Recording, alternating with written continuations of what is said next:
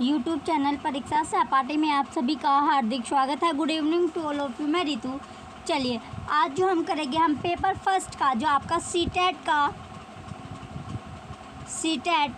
Paper first का आपकी जो लैंग्वेज है, जो भाषा आपकी होती है हिंदी का जो चौथा पार्ट आपका है भाषा, यानी लैंग्वेज फर्स्ट हिंदी के क्वेश्चन हम देखेंगे, हिंदी के पेपर का एनालिसिस करेंगे। आप अपने आंसर जो है वो देख लेना किसके कितने आपके ठीक पाए हैं। ये आपको कमेंट सेक्शन में भी आपको कमेंट करके बताना है कि आपके कितने क्वेश्चन इसमें करेक्ट पाए हैं।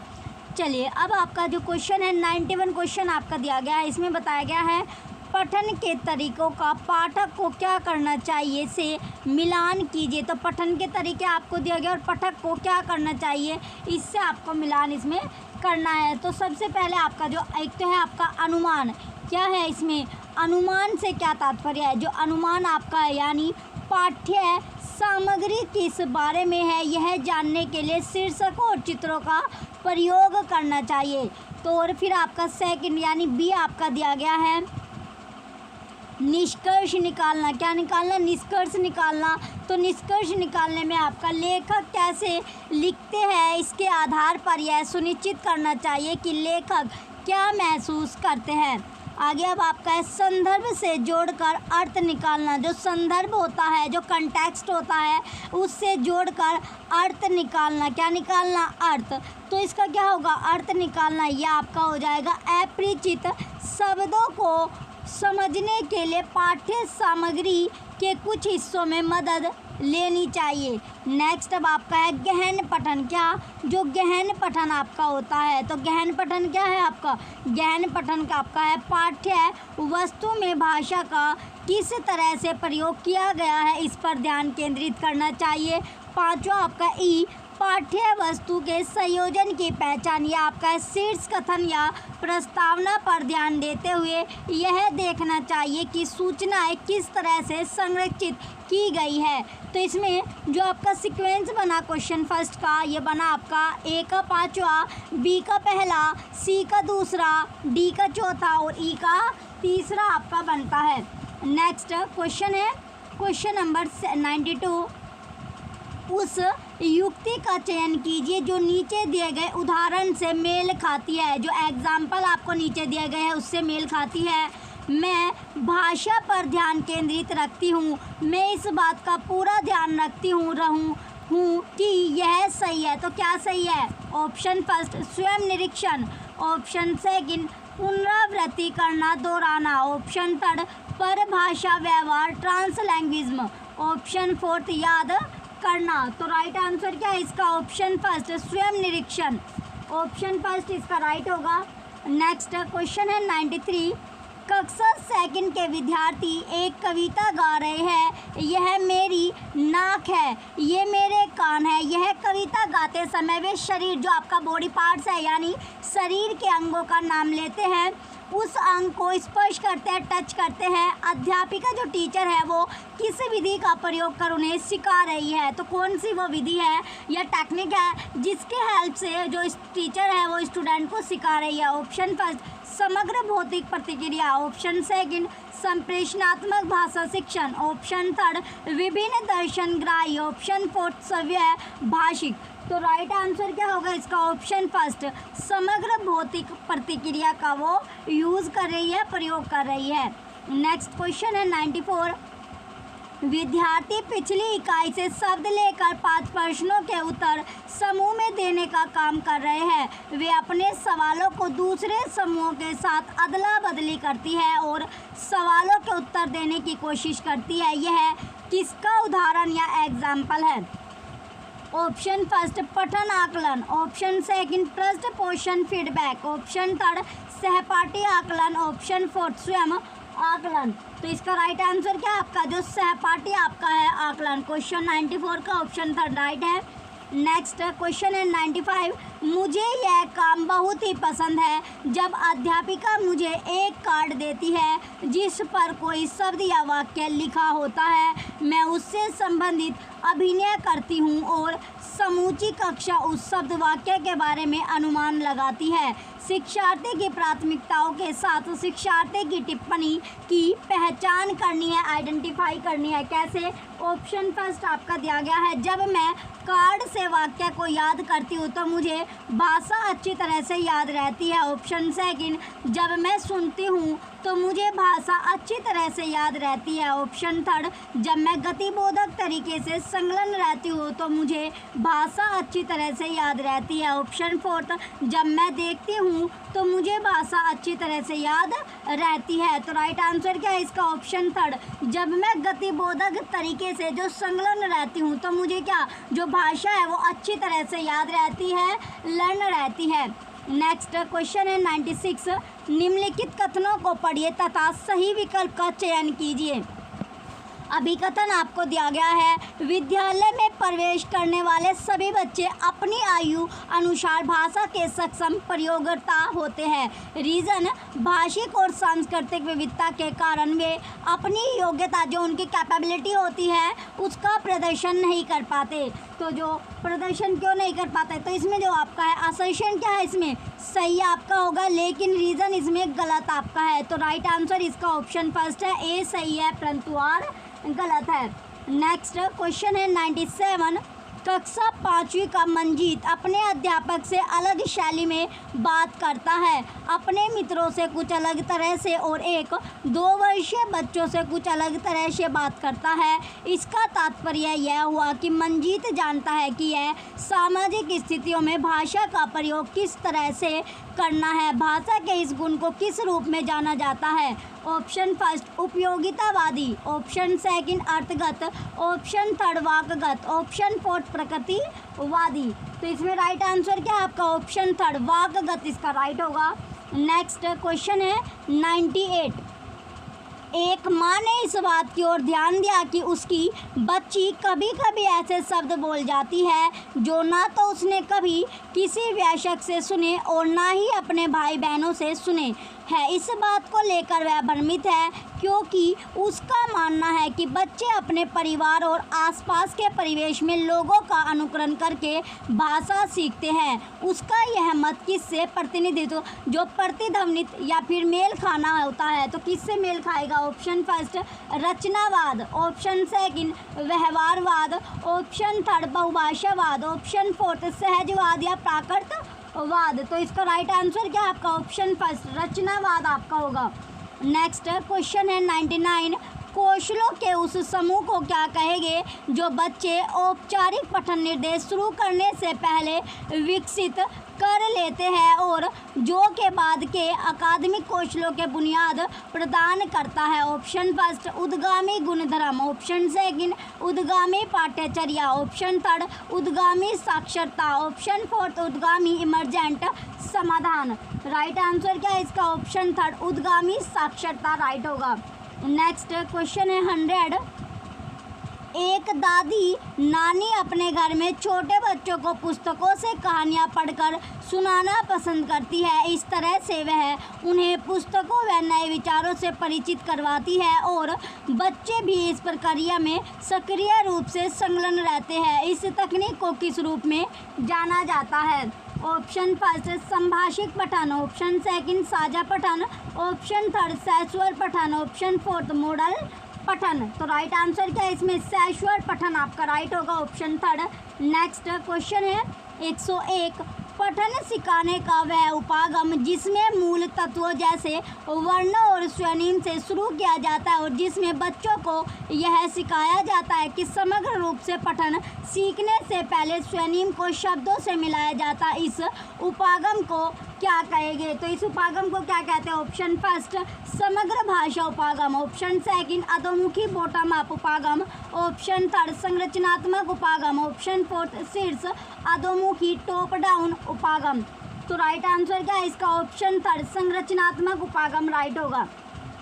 एक बार आपको ज़रूर कमेंट करके आपको बताना है कि आपके कितने क्वेश्चन यानी 30 में से आपके कितने क्वेश्चन आपके करेक्ट पाए हैं इन जो आपको आंसर बताए जा रहे हैं। तो आंसर के अकॉर्डिंग आपके कितने क्वेश्चन इसमें सही आपके पाए, या आपके ऑफिशियली आंसर की नहीं है ऑफिशियली आंसर की आपकी लेट आएगी। जब आपके ऑफिशियल आंसर की आएगी, एक बार आपका जब भी आपने मिलाना है, लेकिन अभी जो आपको मिल रहा है उसी से आपको अपने जो आंसर है, अपना जो पेपर आप करके आए हो उसके आंसर आप चेक कर सकते हैं। क्वेश्चन है 102, निम्नलिखित कथनों को पढ़िए तथा सही विकल्प का चयन कीजिए। अभिकथन आपका है, ध्वन्यात्मक वर्तनी के प्रयोग में सही वर्तनी लिखना सीखने की योग्यता मंद पड़ जाती है। रीज़न या तर्क, जब बच्चे पारंपरिक वर्तनी के साथ पर अपनी आविष्कृत वर्तनी का उपयोग करते हैं तब यह सही वर्तनी लिखने की उनकी योग्यता को मंद नहीं करती है।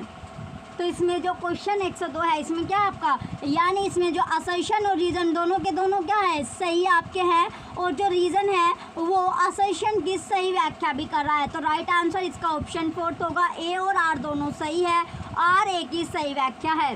नेक्स्ट क्वेश्चन है क्वेश्चन नंबर 103, नई भाषा सीखते समय बहुत से विद्यार्थी भाषा के अद्वितीय उदाहरण संबंधी नियमों के कारण भाषा बोलते समय प्राय आत्मविश्वास की कमी की सामना करते हैं। इस समस्या को दूर करने का जो तरीका है वो क्या है? ऑप्शन फर्स्ट, काउंसलर के साथ विशेष वोक थेरेपी सत्र आयोजित किए जाए और ड्रिल के माध्यम से अभ्यास किया जाए। ऑप्शन सेकंड, कक्षा में ऐसे खेलों जैसे गतिविधियों का प्रयोग किया जाए जिसमें मौखिक अंतःक्रियाएं अधिक हो। ऑप्शन थर्ड, जब जब उन्हें समस्याएं आए उनकी गलती में सुधार किया जाए। ऑप्शन फोर्थ, बच्चे कक्षा में सस्वर वाचन करें। तो इसका राइट आंसर क्या है आपका? ऑप्शन सेकंड, जो कक्षा आपकी है उसमें ऐसे खेलों जैसी गतिविधियों का प्रयोग किया जाए जिसमें मौखिक अंतःक्रियाएं क्या हो, अधिक आपकी हो।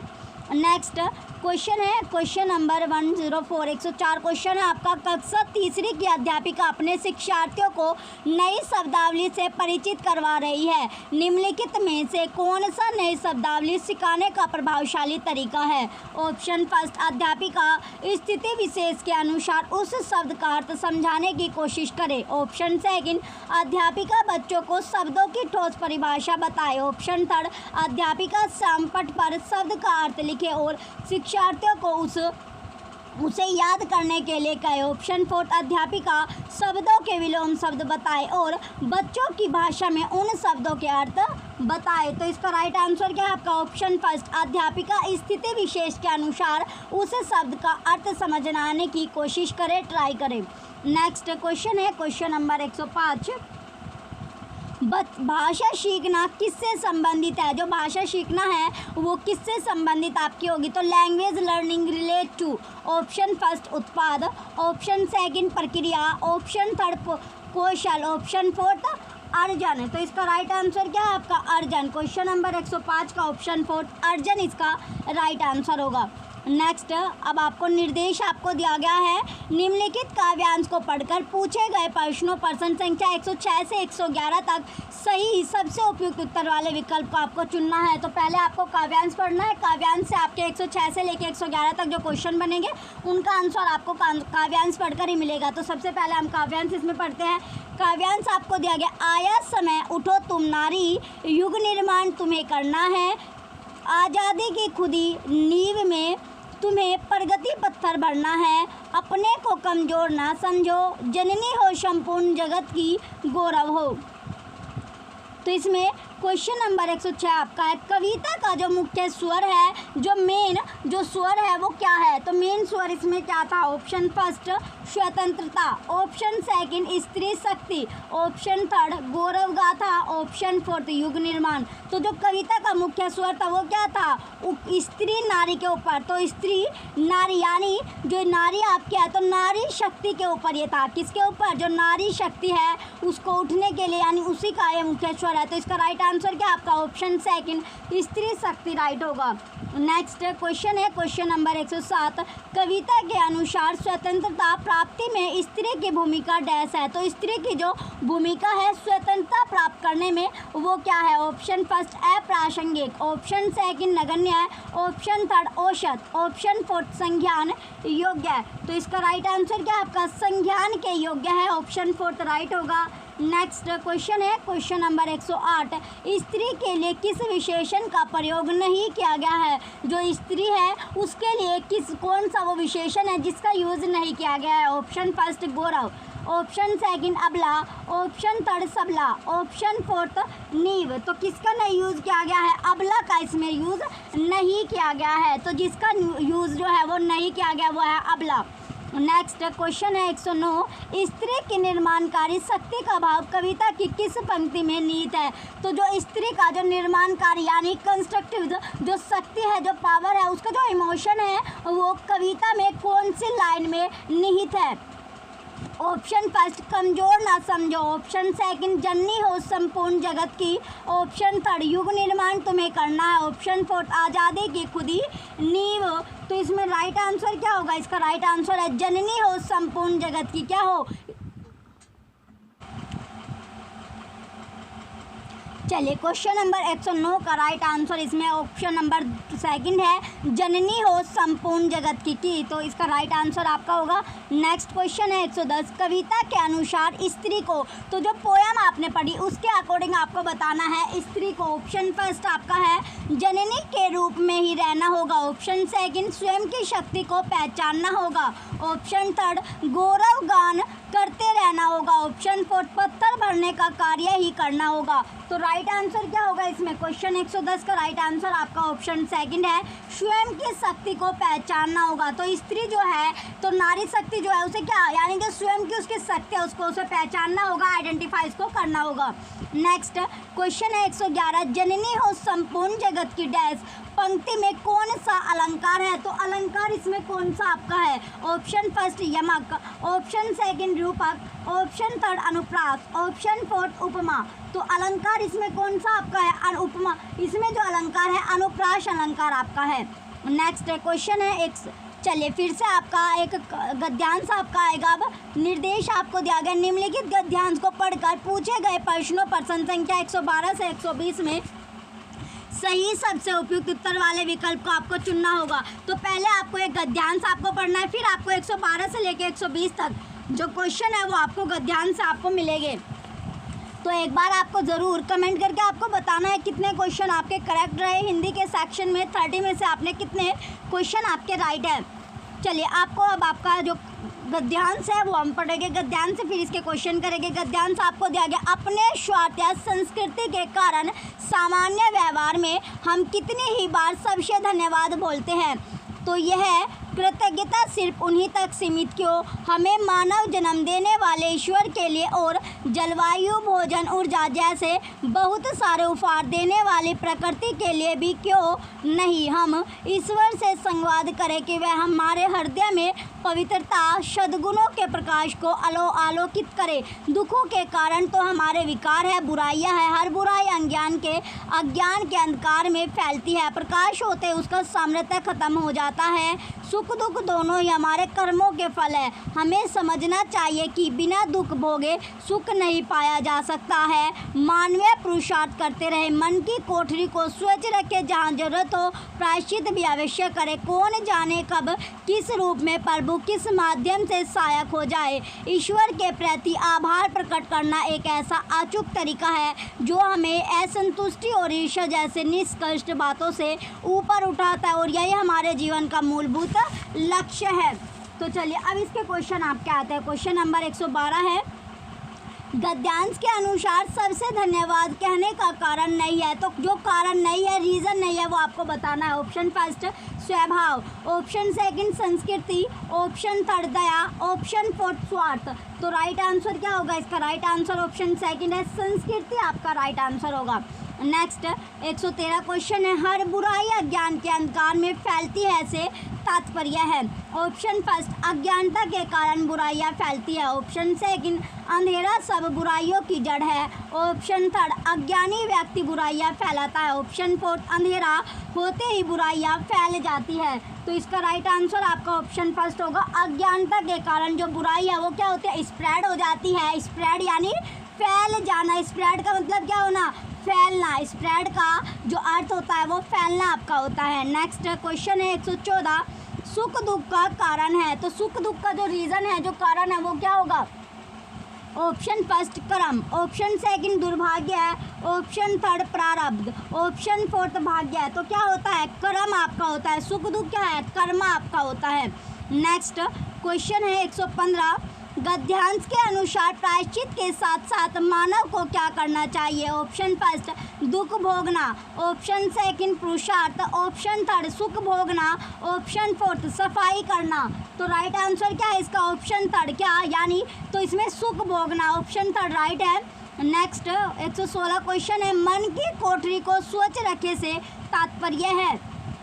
ऑप्शन फर्स्ट मन के अनुसार कार्य करना, ऑप्शन सेकंड मन से बुरे भावों का निष्कासन, ऑप्शन थर्ड मन सब विकारों का कारण है, ऑप्शन फोर्थ मन को नियंत्रण में रखना। तो राइट आंसर क्या है इसका? ऑप्शन सेकंड मन से जो बुरे भाव को इसका निष्कासन करना, क्या करना? निष्कासन उनका करना।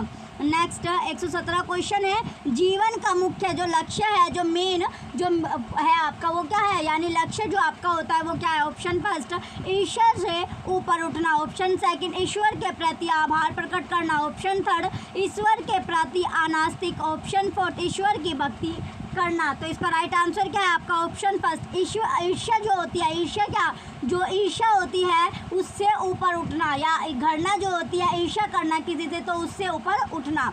नेक्स्ट क्वेश्चन होता है 118, स्वार्थ का विलोम क्या है?